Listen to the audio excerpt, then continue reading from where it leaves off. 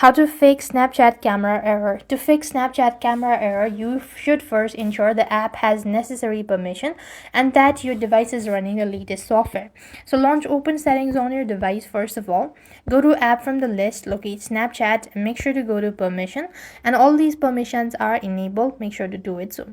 After which, you also want to make sure to go and exit out, open up Snapchat onto your device, and there tap onto the profile or the Bitmoji at the very top, and then tap onto the gear icon. Over here, you also want to make sure to go and look for any sort of options or any sort of thing that you've enabled that might be restricting from the camera.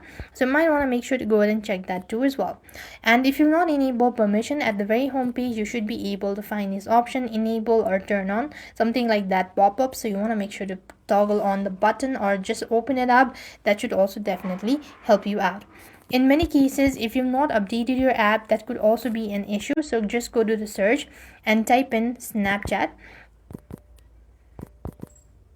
And this is where you should be able to update and fix your Snapchat camera error as well. And at the last, you also want to make sure to go ahead and hold on to your side button and then restart your device.